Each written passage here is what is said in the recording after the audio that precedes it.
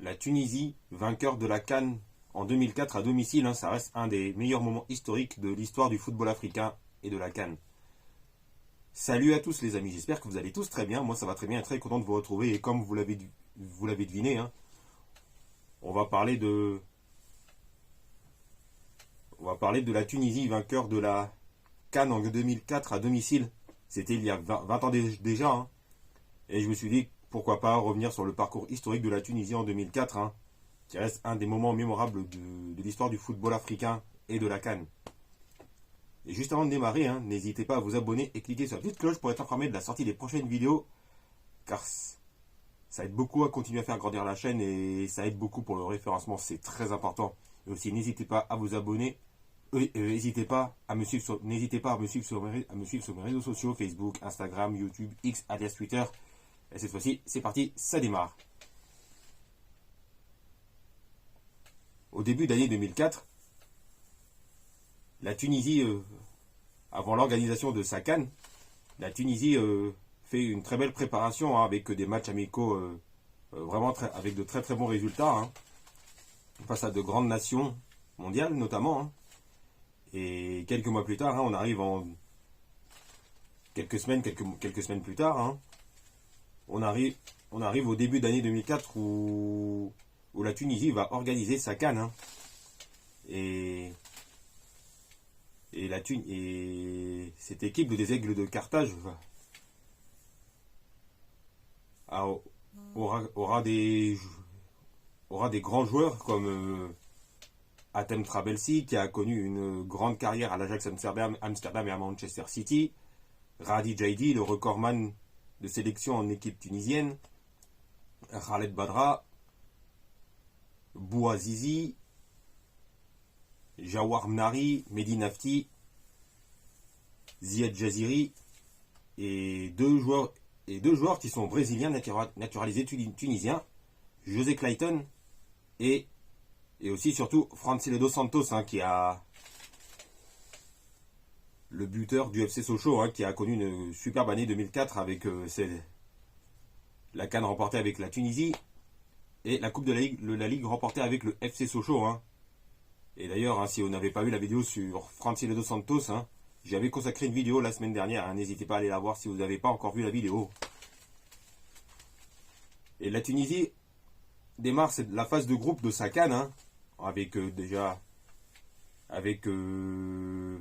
et qui remporte ses 2 matchs et qui sera déjà qualifié au bout de 2 matchs grâce à notamment un but de Francilio dos Santos justement lors du premier match, et Francilio dos Santos qui marque un doublé lors du second match. Et après ensuite la Tunisie gère parfaitement la fin de la phase de groupe et qui termine première de son groupe très facilement. Et n'oubliez pas que cette équipe de Tunisie a comme sélectionneur Roger Lemaire, qui avait mené l'équipe de France à la victoire finale à l'Euro 2000, 4 ans plus tôt. Et après avoir terminé premier de la phase de groupe très facilement, c'est un gros défi qui attend les Aigles de Carthage en quart de finale. Et ce gros défi se nomme le Sénégal, qui est à ce moment-là aussi un des grands favoris, avec le Nigeria, le Cameroun, etc.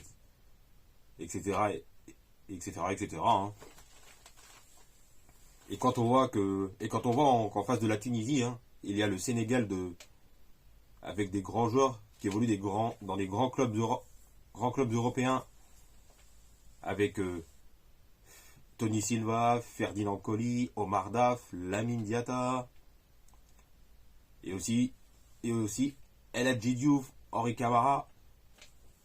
On voit que le défi est vraiment immense pour les Tunisiens. Et le sélectionneur du Sénégal à ce moment-là était un certain Guy Stéphane, l'actuel adjoint de Didier Deschamps en équipe de France. Et ça se confirme en quart de finale. La Tunisie est bel et bien en difficulté face à un Sénégal qui est un des grands favoris. Car n'oublions pas que le Sénégal a été finaliste de la CAN 2 ans plus tôt, en 2002, et aussi quart de finaliste du Mondial 2002 en Corée du Sud et au Japon la même année. Mais les Tunisiens ne vont pas lâcher l'affaire pour autant, puisque les Tunisiens vont marquer sur un but de Mnari, si ma mémoire est bonne. Et les Tunisiens vont tenir le score, ils vont tenir jusqu'à la fin du match et réussissent l'exploit d'éliminer le Sénégal et se qualifier pour les demi-finales de sa CAN. Et en demi-finale, c'est un autre gros défi qui attend les Aigles de Carthage. Et ce gros défi se nomme le Nigeria. Et oui, le Nigeria fait partie à ce moment-là aussi des grands favoris à la victoire finale. Et quand on voit que le Nigeria à ce moment-là a comme grand joueur Joseph Yobo, Célestine Babayaro, JJ Okocha, John Utaka, Peter Odemwingie, etc. etc. Et ça va se confirmer lors de ces demi-finales, puisque le Nigeria va ouvrir le score sur un but de JJ Okocha, sur penalty, si j'ai bonne mémoire.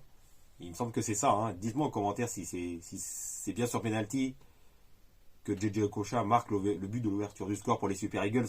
Car j'ai peur de dire une bêtise à ce moment-là. J'ai peur de dire une bêtise, enfin bon. Mais les Tunisiens, comme lors des quarts de finale face au Sénégal, ne va pas lâcher l'affaire pour autant, puisque les Tunisiens vont égaliser dans les dernières minutes grâce à un penalty de Khaled Badra. Et ce qui fait que afin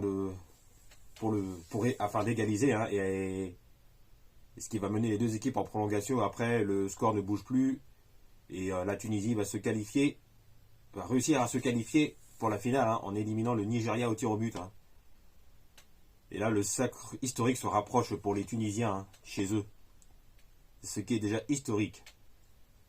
Et après, la Tunisie va jouer sa finale de la CAN face au Maroc dans le derby du Maghreb qui s'annonce à ce moment-là énorme.